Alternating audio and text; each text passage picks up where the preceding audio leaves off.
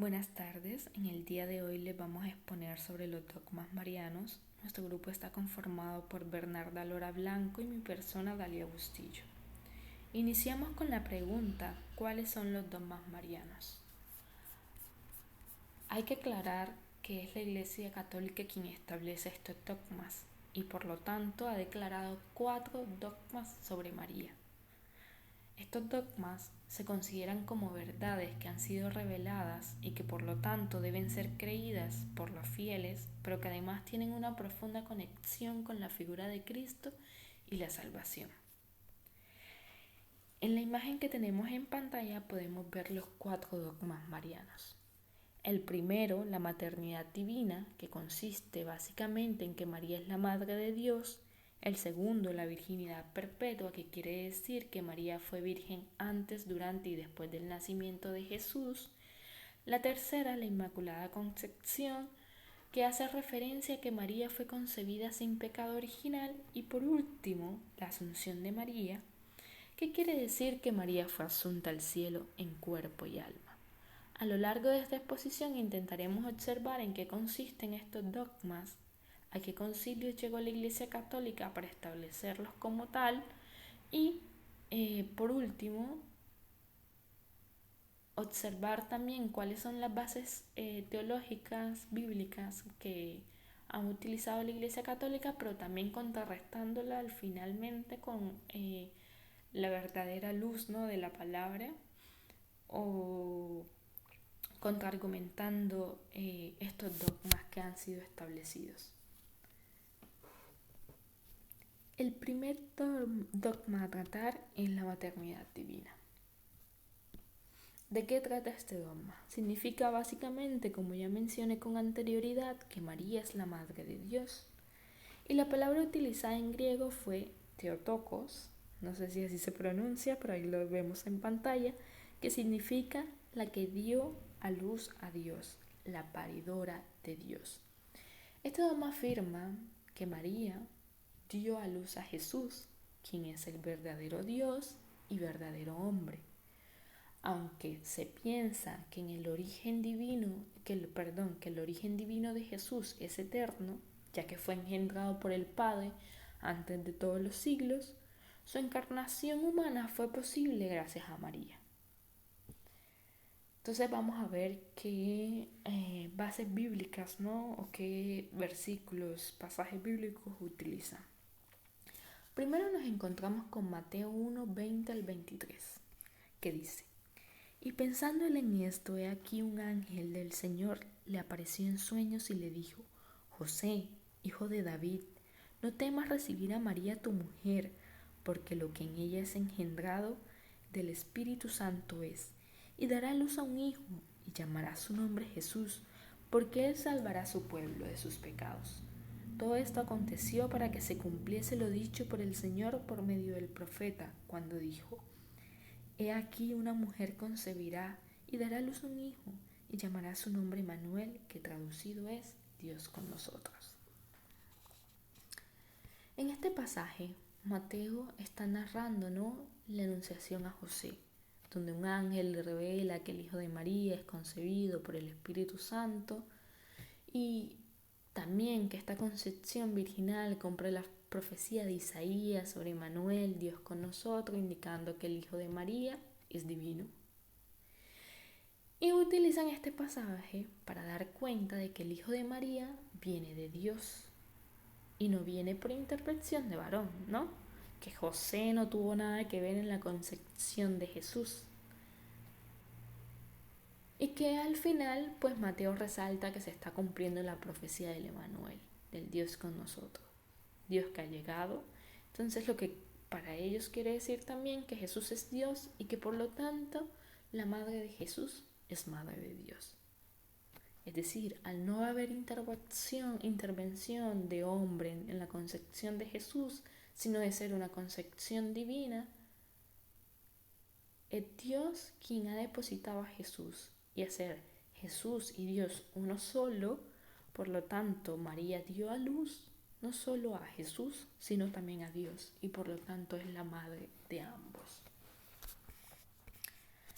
Luego tenemos también Lucas 1 del 26 a 38, que no leeré porque es muy extenso, pero ahí lo tenemos en pantalla. Y en este pasaje ocurre o lo miran básicamente de la misma manera que el anterior. Aquí está la enunciación a María que le hace el ángel Gabriel, ¿no? Que le comunica que su hijo será llamado Hijo del Altísimo y será concebido por el Espíritu Santo, subrayando la naturaleza divina de Jesús. Entonces María, al ser la madre de Jesús, es considerada también como la madre de Dios, es decir, a dar luz al Altísimo, que es concebido por el Espíritu Santo.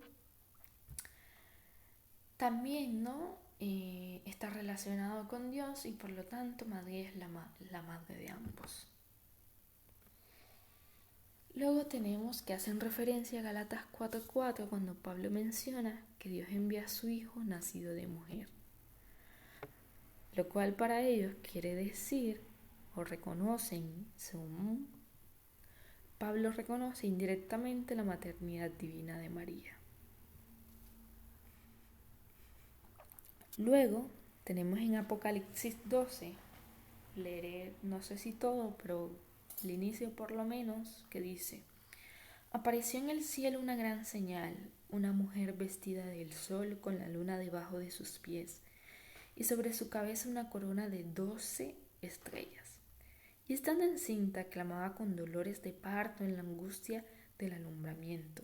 También apareció otra señal en el cielo. He aquí un gran dragón escarlata, que tenía 7 cabezas y 10 cuernos, y en sus cabezas 7 diademas, y su cola arrastraba la tercera parte de las estrellas del cielo y las arrojó sobre la tierra. Y el dragón se paró frente a la mujer que estaba para dar a luz, a fin de devorar a su hijo tan pronto como naciese. Y ella dio a luz un varón, que regirá con vara de hierro a todas las naciones, y su hijo fue arrebatado para Dios y para su trono. Y la mujer huyó del desierto donde tiene lugar preparado para Dios, para que allí la sustenten por 1270 días. Después hubo una gran batalla en el cielo. Miguel y sus ángeles luchaban contra el dragón, y luchaba el dragón y sus ángeles. Bueno, y aquí sigue, ¿no?, el pasaje. Ellos utilizan este pasaje, Apocalipsis 12, porque, como vimos al inicio, ¿no?, se presenta la visión de una mujer. La visión simbólica de una mujer que da luz a un hijo designado, ¿no?, a gobernar todas las naciones. Entonces eso simboliza a María y su hijo Jesús. Entonces le da esa fase, ¿no?, de divinidad, de majestuosidad que precisamente la Iglesia Católica busca darle a la figura de María.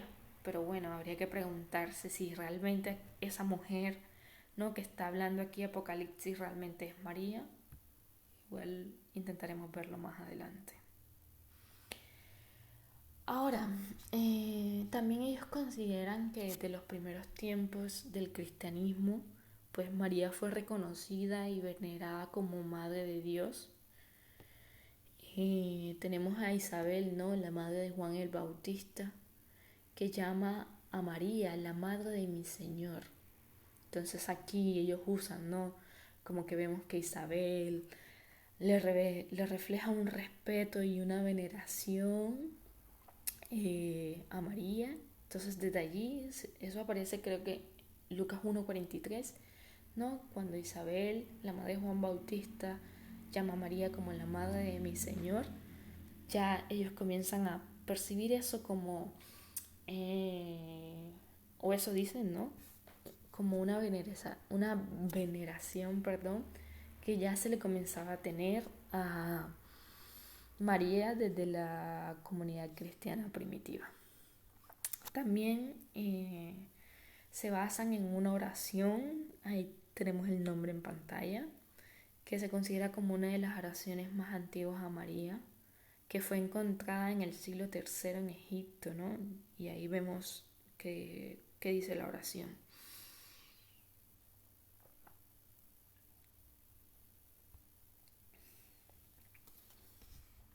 Ahora,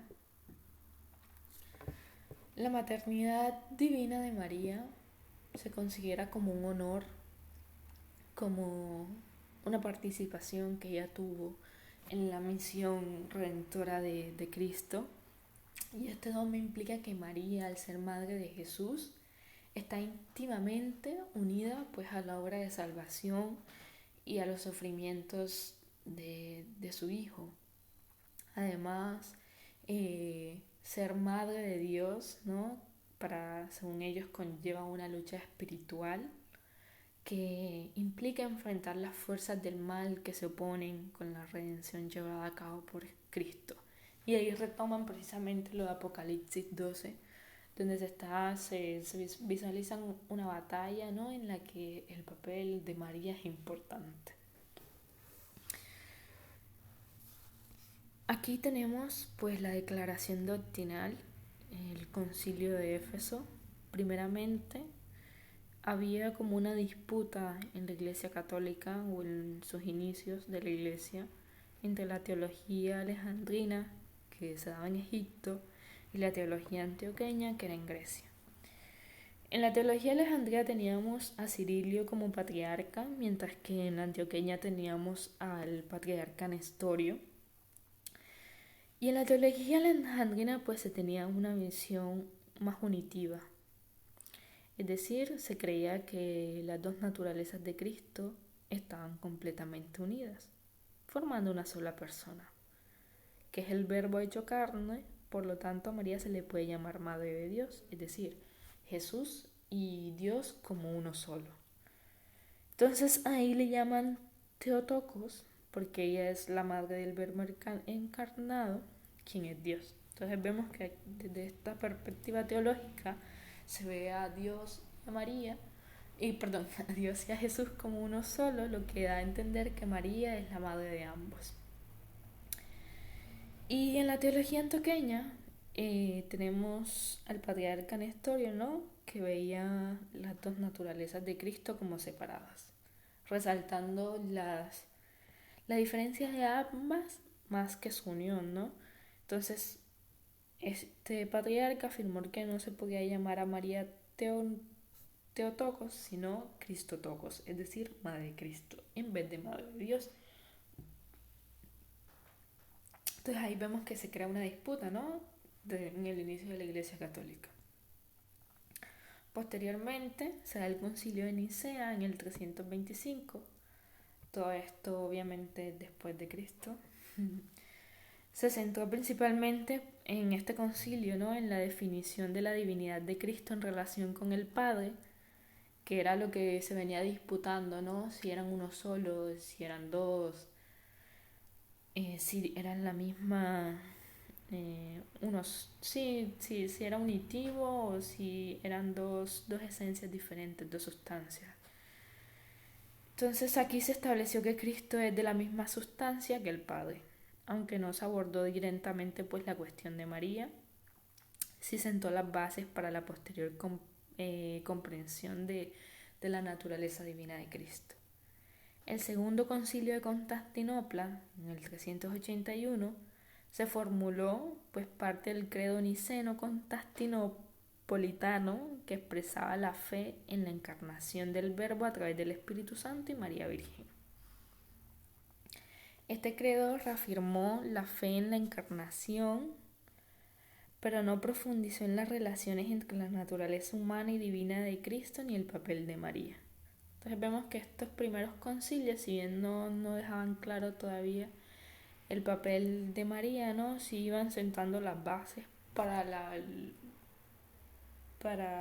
que se llevara a cabo este dogma. En el tercero tenemos el desarrollo teológico post-Nicea y Constantinopla. Entonces aquí sí surgieron diferentes interpretaciones sobre cómo entender la encarnación, entendiendo la encarnación como cuando Jesús pues llega al vientre de María, ¿no? Y la relación entre las dos naturalezas de Cristo, es decir, si son uno solo, si no son uno solo. Entonces, Apolinar de la Odisea defendió una posición que negaba la plena humanidad de Cristo, afirmando que el Verbo asumió solo un cuerpo humano, lo que implicaba que no podía sufrir realmente. Es decir, este Apolinar dijo de que él solo asumió, ¿no?, el cuerpo humano, pero que seguía siendo divino. Por eso fue rechazada, por considerar que afectaba la comprensión de la redención. Es decir, para que hubiera una redención tenía que haber un sufrimiento. Disculpa. Otros teólogos, como Cirilio de Alejandría, defendieron la idea de una unión completa de las dos naturalezas de Cristo, lo que permitía afirmar la legitimidad de llamar a María Theotokos. Entonces aquí también, ¿no?, se puede observar que el ver a María como la Madre de Dios, también hay un problema sobre cómo se está pensando a Jesús y a Dios como uno solo, en este caso. O sea, también parte un poco de allí este problema teológico. En el concilio de Éfeso 431, este concilio se convocó para abordar las enseñanzas de Nestorio, quien rechazaba el título de Theotokos para María y prefería llamar Cristotokos, Madre de Cristo. El concilio condenó a Nestorio y afirmó la doctrina de Cirilio de Alejandría sobre la unión hipostática de las dos naturalezas en Cristo, lo que implica que María era verdaderamente la Madre de Dios. Esta posición se basa en la idea de que en la encarnación el Verbo asumió plenamente la humanidad desde el seno de María sin perder su divinidad. Es decir, básicamente este concilio se llevó a cabo, ¿no?, para establecer esas dos diferencias que se estaban dando en la iglesia, y que evidentemente prevaleció la de Cirilio de Alejandría, donde se creía, ¿no?, quien pensaba y creía que Jesús y Cristo eran uno solo, y que por lo tanto, en vez de ser solo la madre de Jesús, también María era la madre de Dios. Entonces, ¿qué dice realmente la Biblia sobre este dogma? La Biblia pues no enseña que María sea la madre de Dios, ni da a entender tampoco que los cristianos deban adorarla o venerarla. Tenemos primero que María nunca afirmó que fuera la madre de Dios. La Biblia explica que ella dio a luz al Hijo del Altísimo, o Hijo de Dios, no a Dios mismo. Eso lo podemos ver en Lucas 1, 32, 35, que dice: Él será grande y será llamado Hijo del Altísimo, y Jehová de Dios le dará el trono de David su padre. El ángel le contestó: sobre ti vendrá Espíritu Santo, y el poder del Altísimo te envolverá con su sombra. Por eso el que va a nacer será llamado Santo, Hijo de Dios. El que nació fue el Hijo de Dios, no Dios, fue el Hijo de Dios. Entonces, ahí hay un gran problema interpretativo de este pasaje. También las expresiones Madre de Dios y Theotokos, la que da luz a Dios, no aparece en la Biblia, no es en contra de la Biblia. También Jesucristo nunca dijo que María fuera la Madre de Dios, ni que merecía devoción. De hecho, cuando precisamente aquí, en Lucas 11, 27, 28, una mujer enaltece a María por haber sido la madre de Jesús, él la corrige diciendo: no, más bien felices los que oyen la palabra de Dios y la guardan. Es decir, esta mujer le estaba diciendo: feliz la matriz que te llevó y los pechos que te amamantaron, ¿no? Estaba alabando a María indirectamente en este caso, pero él contesta: no, más bien felices los que oyen las palabras de Dios y ponen en práctica. Enseguida pues corta, ¿no?, esa veneración a María. Después tenemos también, ¿no?, que la Biblia dice que Dios siempre ha existido. En Salmo 90, 93, Dios es eterno, es decir, ¿Cómo María va a dar a luz a Dios si Dios es eterno? Tendría que ser eterno, ¿no? Como no tuvo principio, pues no puede tener una madre. Además, no, María no pudo haber llevado a Dios en su vientre, pues la Biblia deja en claro que ni siquiera los cielos pueden contenerlos, y eso lo podemos encontrar en Primero de Reyes 8:27. Bueno, igual también se pueden pensar otros argumentos, ¿no? Estos serían como los más inmediatos que se vienen a mente, pero sí, hay muchos más. Segundo, tenemos la virginidad perpetua. ¿De qué trata este dogma? Pues como su nombre lo indica, significa básicamente que María, después de dar luz, siguió siendo virgen. ¿Cuáles son las bases bíblicas que asentan este dogma según la Iglesia Católica? Isaías 7:14, que dice: Por tanto el Señor mismo os dará señal. He aquí que la Virgen concebirá y dará a luz un hijo y llamará su nombre Manuel.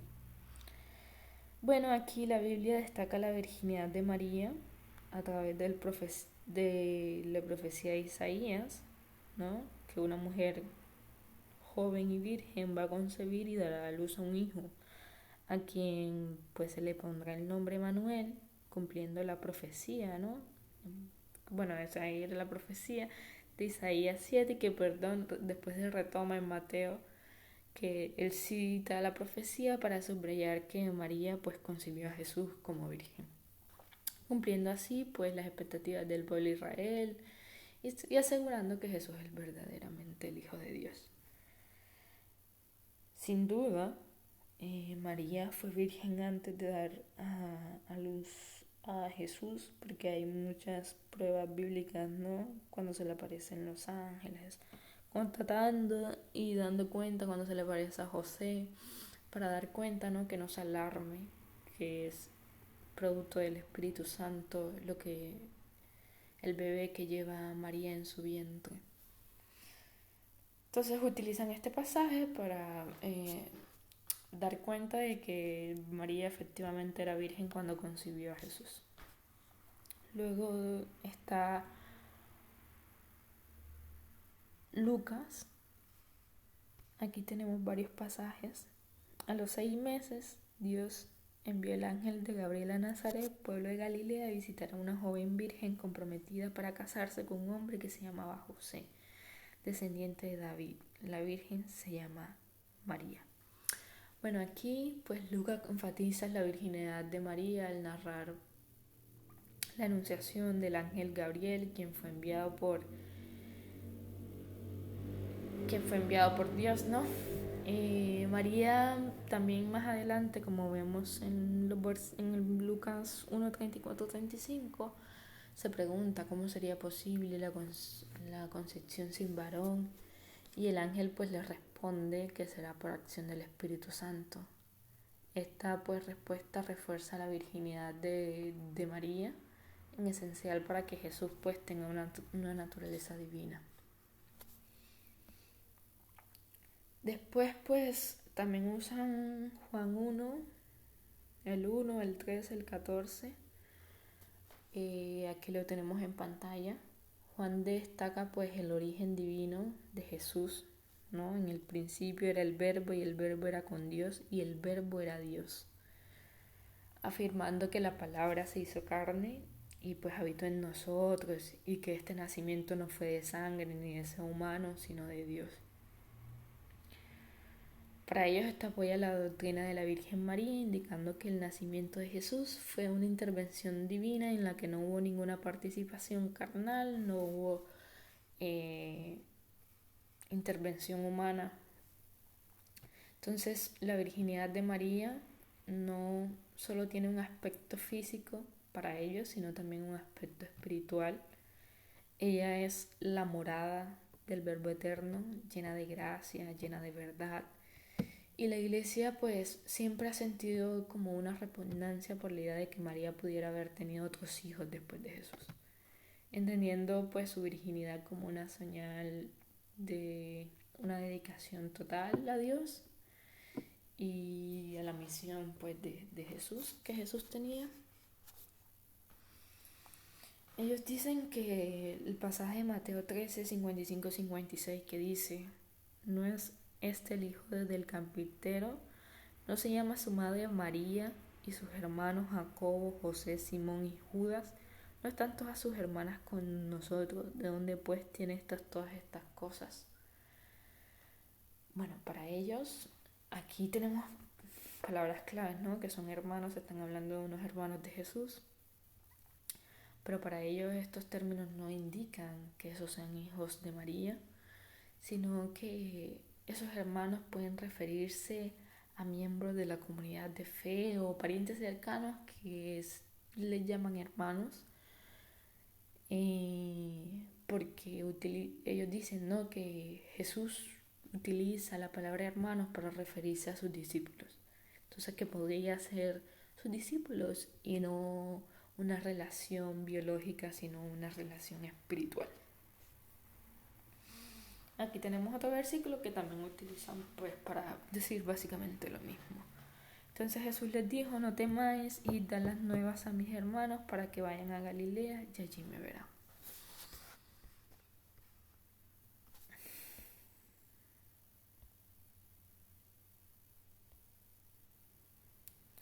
Bueno, la tradición. Pues desde un inicio la iglesia católica intentó pues sostener que María fue virgen siempre, perpetuamente. Y según ellos, varios escritos y figuras importantes de la iglesia defendieron, ¿no?, esta creencia, este dogma. San Ignacio de Antioquía, San Justino, San Ireno de León, Tertuliano, Clemente de Alejandría, Orígenes, todos ellos afirmaron la virginidad de María como un aspecto crucial de la fe. Entonces siempre estuvo defendiéndose la virginidad de María dentro de la iglesia y se consideraban, ¿no?, como gnósticos a todos aquellos que negaban la realidad de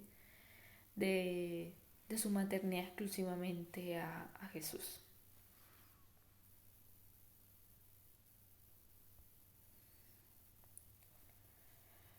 Bueno, los credos eclesiásticos, especialmente el credo de Nicea y el de Constantinopla, establecieron la virginidad de María como parte integral de la fe cristiana, lo que significa que esta creencia es central y no sujeta a cambios en la enseñanza de la iglesia. Estos son los mismos concilios, ¿no?, que vimos anteriormente, donde se discutían los dogmas de la iglesia.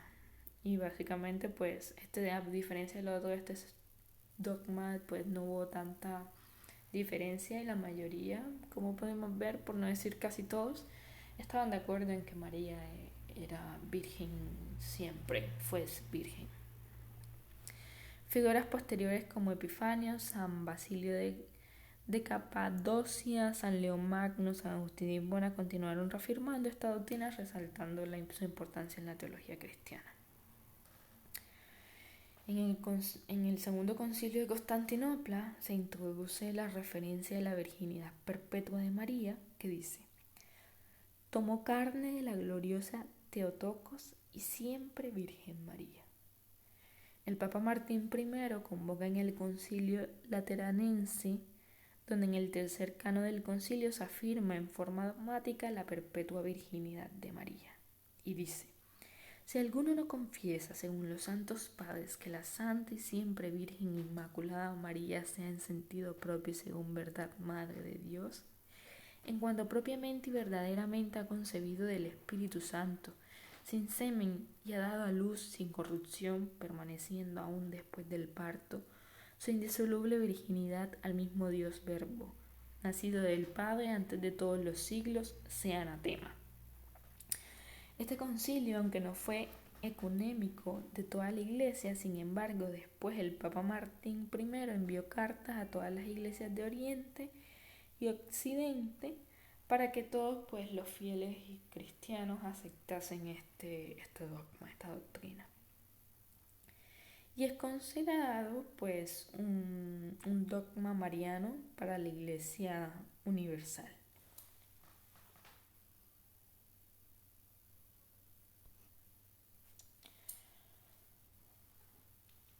¿Qué dice realmente la Biblia? Tenemos a Marcos 6:3, que es precisamente el pasaje, ¿no?, que ellos utilizan un poco, pero que está mal interpretado. ¿No es el carpintero hijo de María, hermano de Jacob y de José y de Judas y de Simón? ¿No están también aquí con nosotros sus hermanas? Y se escandalizaban de él. Mas Jesús les decía: no hay profeta sin honra, sino en su propia tierra, y entre sus parientes y en su casa. Aquí vemos una palabra clave, ¿no? Parientes. Si bien es cierto que Jesús, incluso dentro de la iglesia, se utiliza la palabra, el sustantivo hermanos, ¿no?, para describir un vínculo existente gracias a Jesús, ¿no? Aquí se está haciendo referencia a parientes, la misma palabra lo dice. Y también tenemos Mateo 1:25 que dice: pero no la conoció hasta que dio a luz a su primogénito y le puso por nombre Jesús. Es decir, José no conoció, no tuvo relaciones con María hasta que dio a luz a su hijo primogénito. Hay una palabra clave, ¿no? Hasta. Decir, es cierto, como incluso ellos argumentan, que María fue virgen antes de dar a luz a Jesús, pero eso no quiere decir que se mantuvo virgen hasta perpetuamente, ¿no? Entonces, y son palabras claves que quizás al no tenerlas en cuenta, pues hace que se malinterprete la palabra. El tercer dogma es Inmaculada Concepción. ¿De qué trata este dogma? Pues sostiene que María no fue alcanzada por el pecado original, sino que siempre estuvo libre de todo pecado. Explicación teológica del dogma. Bueno, este dogma no está explícitamente, incluso ellos lo reconocen, afirmado en la Biblia, pero dicen, ¿no?, que hay indicios que lo sugieren.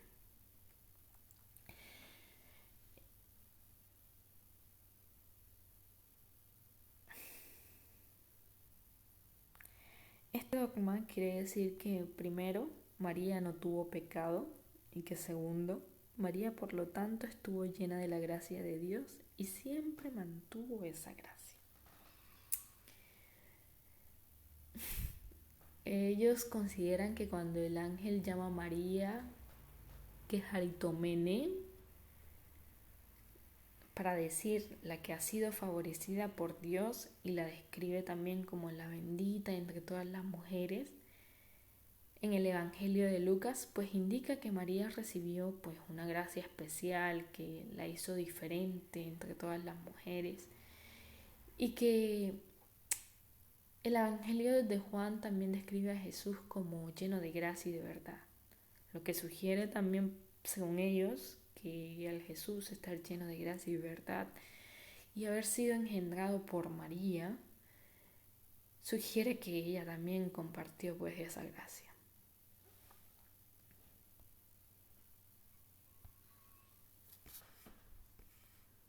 También ellos piensan que cuando la respuesta que le da María el ángel, como preguntándole cómo podría ella concebir un hijo si no ha conocido varón,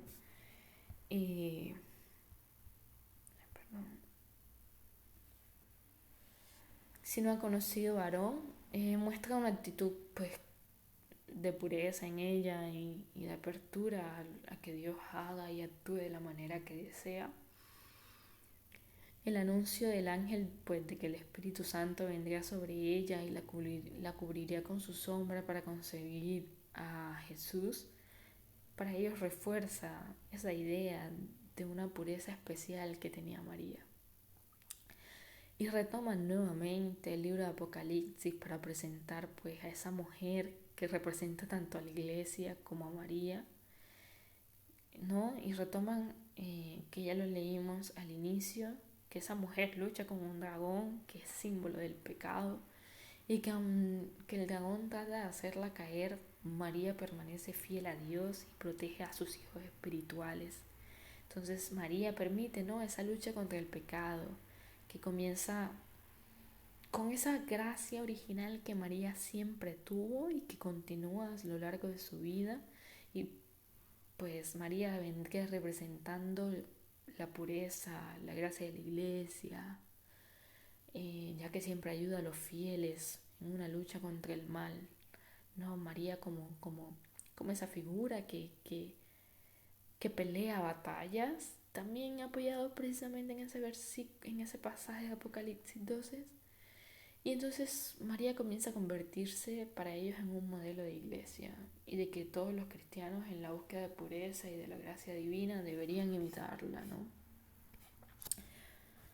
Entonces, sí, si bien no hay como versículos tan tangibles, ¿no?, en los que ellos puedan argumentarse, sí utilizan estos que son generalmente repetitivos, que usan para estos 4 dogmas.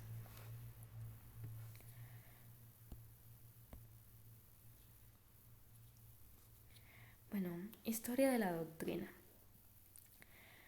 Se cree que la santidad de María fue reconocida tempranamente tanto en Oriente como en Occidente. Los padres de la iglesia hicieron siempre referencia a su santidad en diferentes sermones. Tenemos a Teoteco de Libia, ¿no?, que describe a María como pura e inmaculada. Antíoco, que era un monje de Samsaba, que dice que María era una santa e inmaculada madre de Dios. Sofronio de Jerusalén afirma que el Espíritu Santo hizo a María aún más pura, resaltando que ella ya era santa antes de la encarnación. Andrés de Creta incluye en sus oraciones litúrgicas una petición por la intercesión de María, la Inmaculada. Es decir, una doctrina que... Estas doctrinas generalmente no eran como, bueno, por lo menos estas 3 primeras, no eran al azar, sino que eran más bien que se iban dando a través del tiempo, a través de diferentes figuras de la Iglesia Católica que iban siguiendo pues estas tradiciones, ¿no?, y que iban tomando fuerza a través del tiempo, como que a través de la historia fueron creciendo y manteniéndose como tradiciones. También en San Beda el Venerable y San Agustín de Hipona sugirieron que María estuvo libre de pecado, y Admero fue uno de los primeros teólogos en escribir específicamente sobre la Inmaculada Concepción. Don Escoto defendió la doctrina argumentando que la Inmaculada Concepción no era una excepción a la redención universal de Cristo, sino una muestra de mayor eficacia.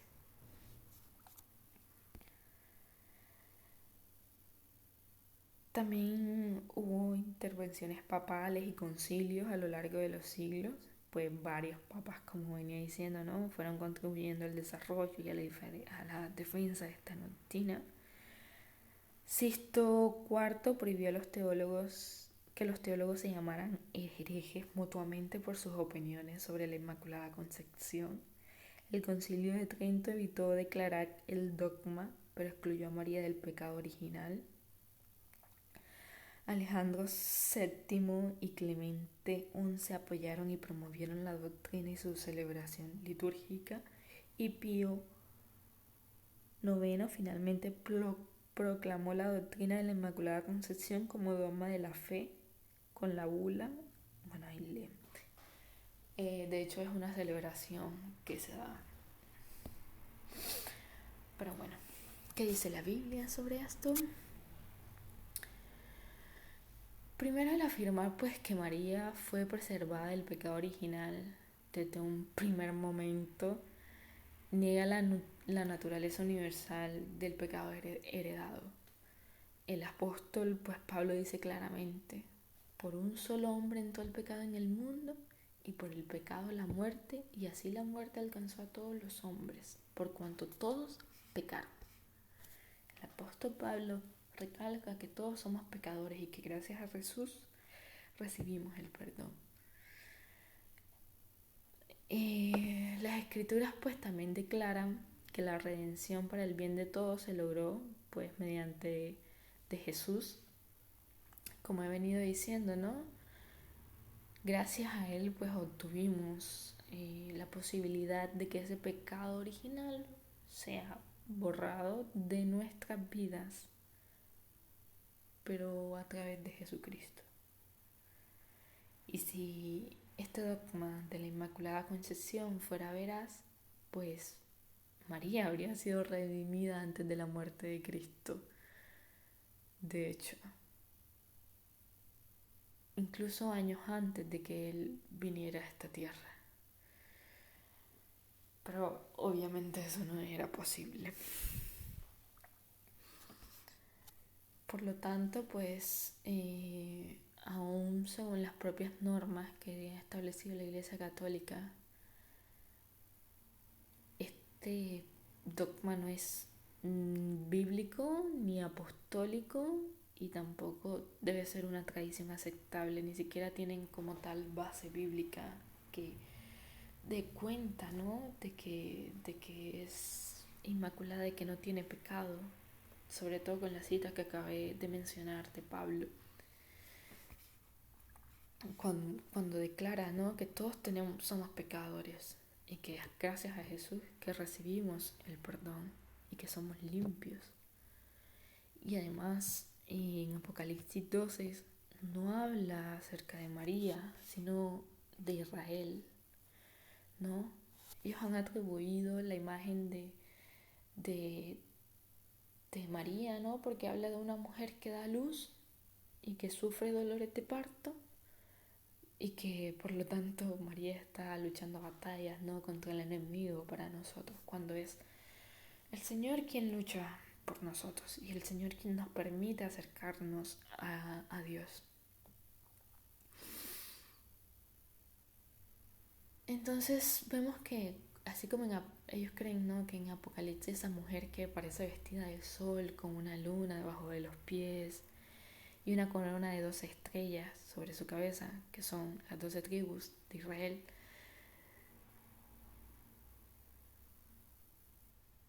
Entonces ellas creen que en vez de ser Israel, ¿no? Hace referencia a María.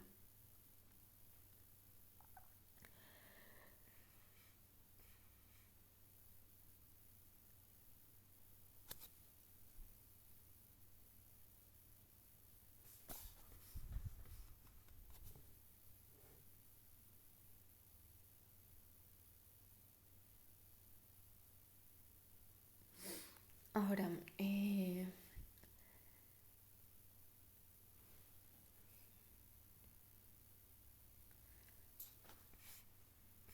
veamos...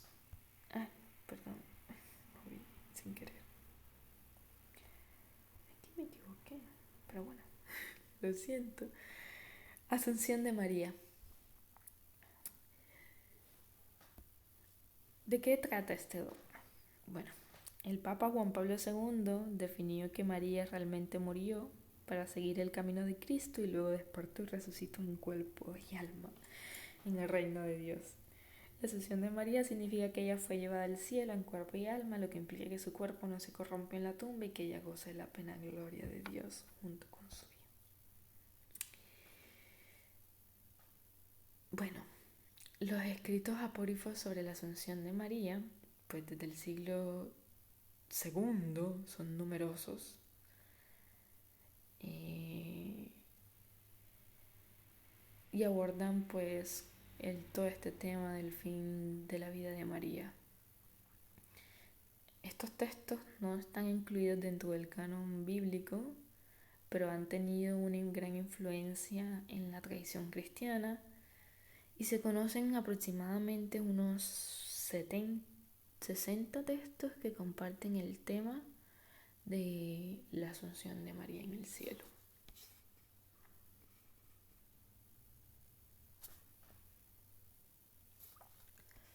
Ahora hay varios padres de la iglesia que hablan sobre esta Asunción. Tenemos a Epifano de Salamina, que es uno de los primeros padres de la iglesia, pues que abordan toda esta cuestión de los últimos días de María en la tierra tiene una obra que se llama Panarión, donde él refleja la incertidumbre sobre el destino final de María, debido a que pues no se menciona nada en las escrituras.